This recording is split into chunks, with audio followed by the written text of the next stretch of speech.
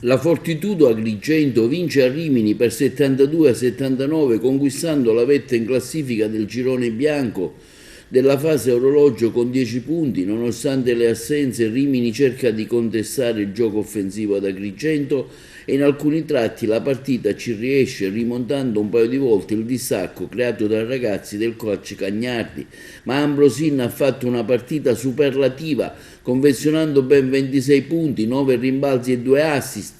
Top scorer del match. Non è stato da meno Grande, che ha messo a segno 16 punti con un quarto parziale di gioco preso per mano con prepotenza e lucidità. In doppia cifra anche Cosimo Cossi con 10 punti, nonostante il primo quarto sia chiuso 22-17 per il padrone di casa. Agrigento non ha mai mollato la presa e ha sempre saputo aspettare il momento giusto per sferrare l'attacco e soprattutto un giro di palla superiore a quello degli avversari. I cambi inoltre hanno dato quella spinta offensiva che nel secondo quarto hanno portato Agrigento avanti di un punto e al rientro dagli spogliatoi lo strappo che poi si è rivelato decisivo. I biancazzurri sono andati avanti di 11 punti e Rimini, grazie ai 25 di Johnson, ha saputo rimontare lo svantaggio senza mai riuscire però a imporsi in maniera netta. Quindi il quarto parziale, dopo un errore del Romagnoli, le 2 triple di Ambrosin hanno messo di nuovo in chiaro la chiave del match e nel finale con lucidità e freddezza Agrigento ha saputo tenere il passo e portare a casa i 2 punti. Non è ancora matematica la certezza di approdare ai playoff, ma si trova sicuramente con un piede dentro e 10 punti, lasciando Rimini insieme a una Nardò a Latina. Sarà decisiva la prossima sfida in casa contro il Chiusi, ma oggi Agrigento conquista non solo 2 punti ma anche la terza vittoria consecutiva nel girone bianco e la seconda in trasferta. È un segnale quindi di grande importanza che segna un cambiamento di rotta rispetto ai mesi scorsi, come si è ribadito il coach Cagnardi nel termine della partita in conferenza stampa. Ma avete visto tutti, è stata una partita molto combattuta da parte di entrambe le squadre. L'approccio è stato un po' di tensione offensiva sia da parte nostra che da parte di Rimini. Devo dire che doverosi complimenti alla squadra di Rimini e al suo allenatore Mattia Ferrari, perché hanno preparato una partita molto tattica. È chiaro che la loro intenzione era quella di provare a diminuire i possessi, in parte ci sono anche riusciti perché hanno avuto più possessi di noi, che siamo una squadra che predilige la corsa e predilige cercare di avere più tiri rispetto agli avversari. Da parte nostra sono molto contento perché in una partita così tattica, ben preparata dagli avversari, dove hanno allungato la difesa, hanno alternato delle zone, hanno alternato delle match-up, siamo riusciti a portare via fuori casa una partita con 79 punti segnati. È chiaro che il primo quarto ci ha visto un pochettino in difficoltà nel prendere le misure su quello che ci trovavamo davanti. Il 10-5 dopo 5 minuti parla chiaro. Siamo comunque nelle difficoltà, riusciti a rimanere compatti.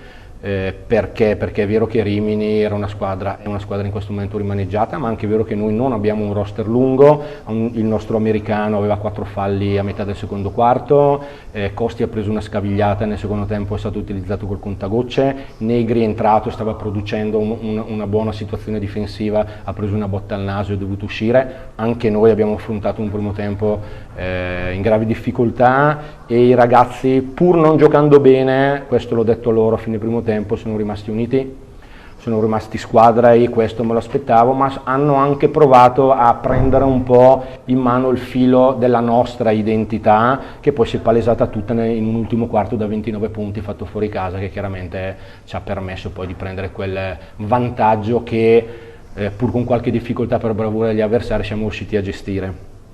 Ci sono domande da parte dei giornalisti? Io ho una curiosità. Aspetta, scusa. Buonasera coach, una curiosità, avete affrontato fino a qui 3 partite e volevo chiedere se le squadre affrontate rispetto a quelle del girone che avevate di là, si ha notato delle differenze o insomma nel modo di giocare, un po' di certo, penso che di differenze non ce ne siano molte, nel senso che la pallacanestro quella è, ma soprattutto in rapporto a come siamo noi, a com'è la mia squadra.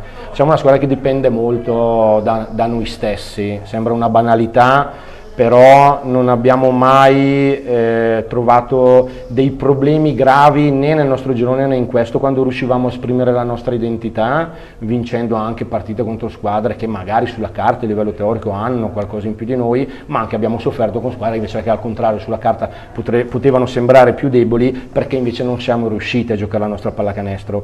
In queste 3 partite devo dire che la nota lieta sono le 2 vittorie fuori casa, situazione che durante la regular season non ci aveva sorriso molto, perché avevamo fatto fatica pur giocando buone partite.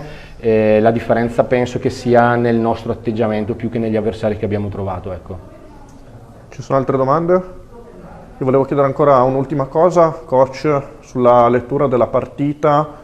L'avete vinta a cavallo tra il terzo e il quarto con quei canestri di Ambrosin e Chiarastella, secondo lei?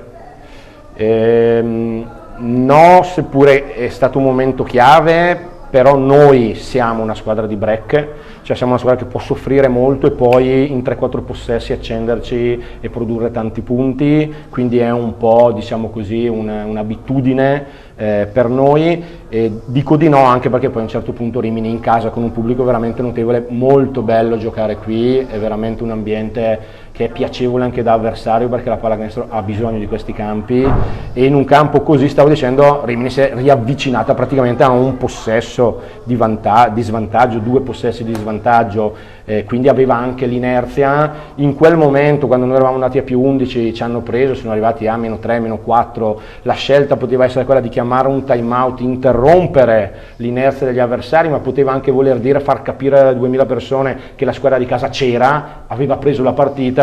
Mi sono fidato dei miei giocatori, abbiamo prodotto 2 azioni offensive di fila facendo punti, abbiamo fatto 2 buoni stop e siamo riusciti a portarla via. Grazie a coach Davis Cagnardi e buon rientro ad Agrigento. Grazie a voi.